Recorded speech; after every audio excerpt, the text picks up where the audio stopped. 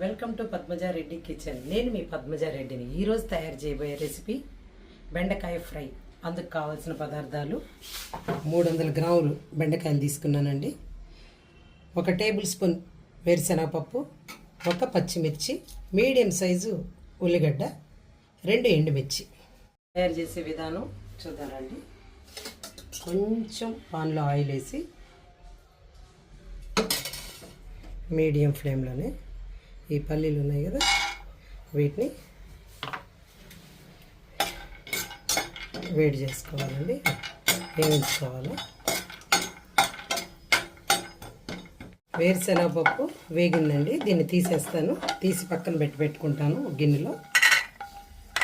ఇప్పుడు ఈ బెండకాయలని కడిగి శుభ్రంగా పెట్టుకొని తుడిచిపెట్టుకున్నానండి గుడ్డతో. ఎందుకంటే ఈ బెండకాయలు తరిగినప్పుడు అంతా బందనగా వచ్చేస్తుందని, అట్ట కాకుండా శుభ్రంగా కడిగి తుడిచిపెట్టుకున్నాము.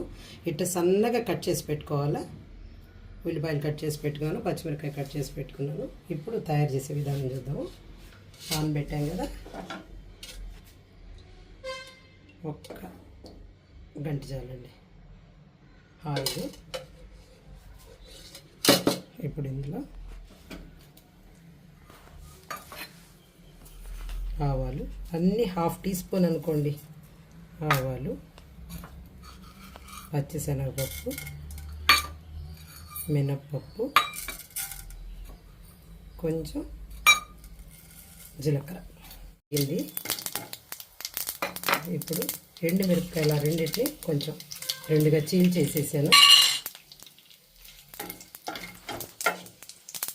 ఇప్పుడు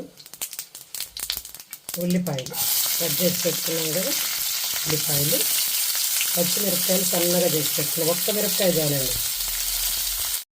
ఒక 5 నిమిషాల పాటు వేయించామండి, మరీ ఎక్కువ ఆగాల్సిన అవసరం లేదు. కొద్దిగా కరివేపాకు వేసాను.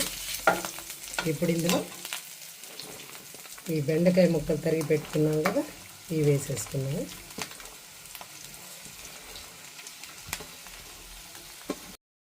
వేసుకోనండి, కొంచెం మొత్తం కలిపేసుకొని ఇలా కలిపిన తర్వాత మూత పెట్టేస్తాను. ఒక 5 నిమిషాలు మగ్గనిద్దాం. సరే చూద్దామండి.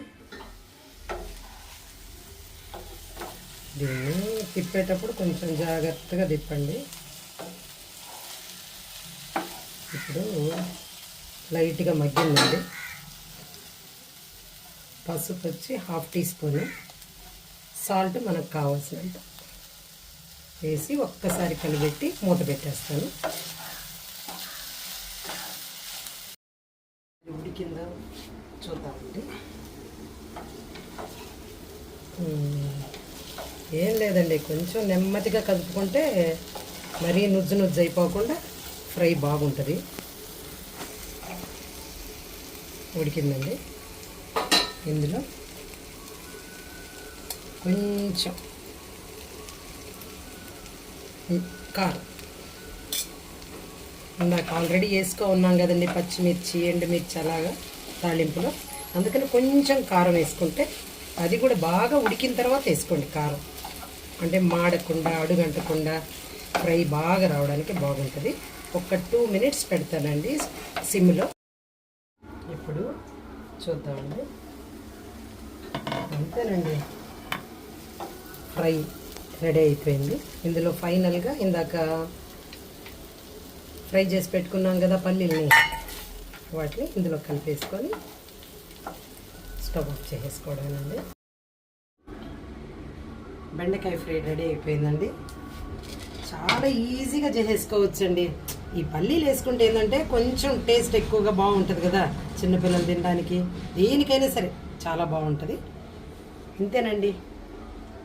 మా వీడియోస్ మీకు నచ్చినట్టయితే లైక్ చేయండి, సబ్స్క్రైబ్ చేసుకోండి, పక్కనున్న బెల్ ఐకాన్ నొక్కండి. ఎందుకంటే మరిన్ని వీడియోస్ మీ నోటిఫికేషన్ రావడానికి.